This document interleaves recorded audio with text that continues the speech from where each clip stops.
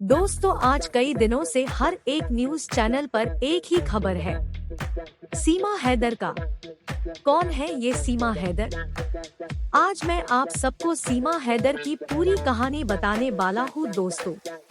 सीमा हैदर की कहानी उस समय पता चला जब पाकिस्तानी महिला सीमा हैदर के अवैध रूप से भारत में आने के बाद से ही हलचल तेज है। वह अपने घर को बेचकर नेपाल के रास्ते भारत पहुंची है।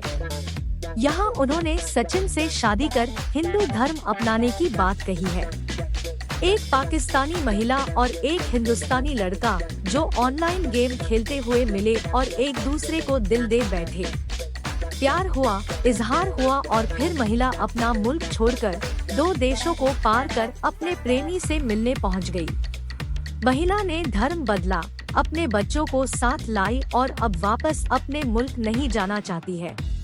ये कोई फिल्मी स्क्रिप्ट नहीं है, ये रियलिटी है जिस पर इस वक्त हिंदुस्तान और पाकिस्तान में बवाल मचा है।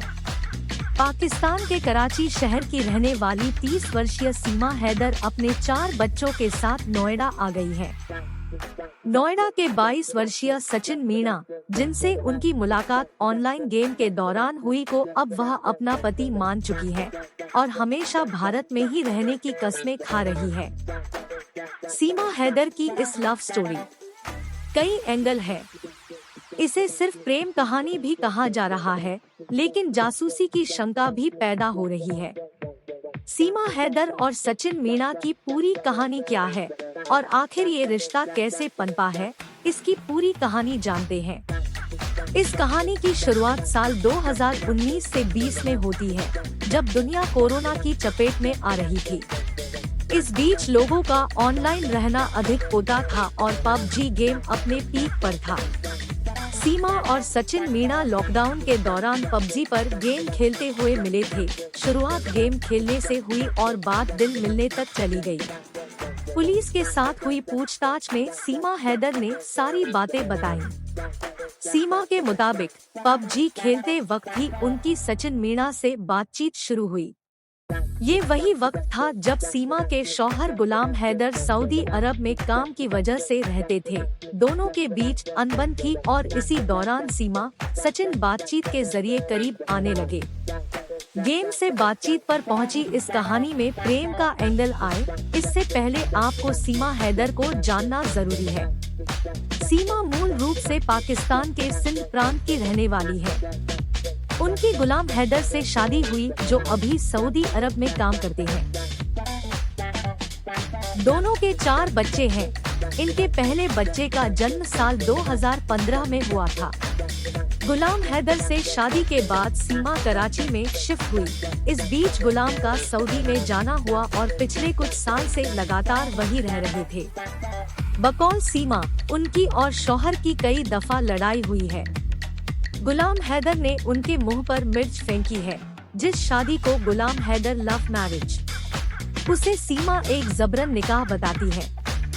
साल 2019 के बाद से ही सीमा अपने शौहर से अलग रह रही थी। उनके बच्चे उनके साथ थे। 2019 के बाद से ही सीमा और सचिन के बीच करीबी बढ़ी थी। जब सीमा और सचिन की पबजी खेलने के दौरान बातचीत बढ़ी, तो उन्होंने व्हाट्सएप और इंस्टाग्राम पर एक दूसरे से बातचीत शुरू की। ये सिलसिला पूरे कोरोना काल में चला। दोस्ती अब प्यार में तब्दील हो चुकी थी। इंतजार था तो सिर्फ एक दूसरे से मिलने का। साल 2023 आते आते दोनों ने तय किया कि अब वह ज्यादा दिन तक अलग नहीं रह सकते हैं। सीमा हैदर ने इस दौरान बार बार भारत का वीजा अप्लाई किया, क्योंकि वह सचिन से मिलना चाहती थी। हर बार ये वीजा की अपील खारिज होती गई। ऐसे में सीमा ने दूसरा तरीका अपनाया। वह अब सऊदी अरब के जरिए भारत आने की कोशिश करने लगी। कुछ मुश्किलें हुई तो उन्होंने नेपाल का रास्ता अपना लिया। सीमा और सचिन मार्च 2023 में नेपाल में मिले। दोनों करीब 7 दिन तक साथ रहे। काठमांडू के पशुपतिनाथ मंदिर में दोनों ने शादी कर ली और हमेशा साथ रहने की कस्में खाई। लेकिन कहानी सिर्फ यहाँ खत्म होने वाली नहीं थी, क्योंकि असली चिंता सीमा और उनके चारों बच्चों को सुरक्षित भारत लाने की थी। तब सचिन वहाँ से वापस भारत आ गए और सीमा अपने बच्चों के साथ कुछ वक्त वहीं रुकी। जब मालूम पड़ा कि नेपाल से अगर कोई भारतीय बॉर्डर के जरिए आता है तो किसी वीजा की जरूरत नहीं होती है। ऐसे में सीमा अपने बच्चों के साथ नेपाल से गोरखपुर और वहां से नोएडा पहुंची। नोएडा में यहाँ सचिन मीणा, जो एक किराना की दुकान पर काम करता था, उसने सीमा और उनके बच्चों को किराए पर एक कमरा दिला दिया। खास बात ये है कि सचिन के परिवार को इसके बारे में पता था, लेकिन बात यहाँ तक पहुँचेगी इसका अंदाजा किसी को नहीं था। जब दोनों ने कानूनी तौर पर साथ आने की सोची तब पूरा खेल बिगड़ गया। पूछताछ में मालूम चला कि दोनों नेपाल के एक मंदिर में शादी कर चुके थे, लेकिन भारत में भी कानूनी तौर पर शादी करना चाहते थे। ऐसे में सचिन ने एक वकील से संपर्क किया। शादी की प्रक्रिया शुरू हुई, तब जाकर खुलासा हुआ कि सीमा एक पाकिस्तानी नागरिक है। वकील के जरिए ही ये बात पुलिस को पता लगी और ये पूरा खुलासा हो पाया।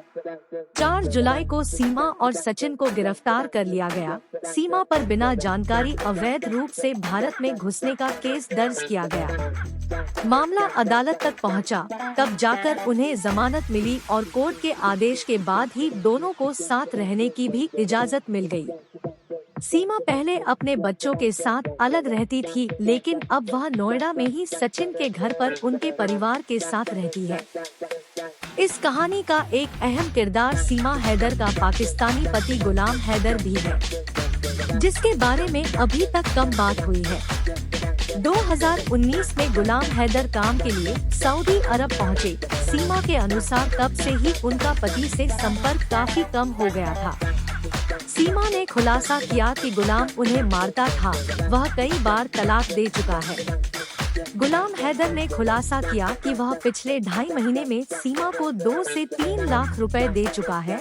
इतना ही नहीं, सीमा अपने घर को बेचकर भारत पहुंची है। हालांकि सीमा ने भी दावा किया कि वह घर उनके नाम पर था, ऐसे में उन्होंने बेचा है। बता दें कि सीमा हैदर करीब 12 लाख रुपए जमा कर सऊदी के जरिए नेपाल पहुंची है। यहां आने से पहले उन्होंने घर बेच दिया था। वीजा, कागजी कार्रवाई, टिकट और बाकी चीजों में सीमा ने बिना कुछ सोचे समझे पैसा खर्च किया। अब भारत आने के बाद उन्होंने हिंदू धर्म अपनाने की बात की है और गुलाम हैदर से हमेशा से रिश्ता खत्म होने का दावा किया। सीमा ने साफ किया कि वह हिंदू धर्म अपना चुकी है और हमेशा सचिन के साथ भारत में रहना चाहती है, क्योंकि पाकिस्तान में उनकी जान को खतरा है। जब दोनों ने कानूनी तौर पर साथ आने की सोची तब पूरा खेल बिगड़ गया। पूछताछ में मालूम चला कि दोनों नेपाल के एक मंदिर में शादी कर चुके थे, लेकिन भारत में भी कानूनी तौर पर शादी करना चाहते थे। ऐसे में सचिन ने एक वकील से संपर्क किया। शादी की प्रक्रिया शुरू हुई, तब जाकर खुलासा हुआ कि सीमा एक पाकिस्तानी नागरिक है। वकील के जरिए ही ये बात पुलिस को पता लगी और ये पूरा खुलासा हो पाया।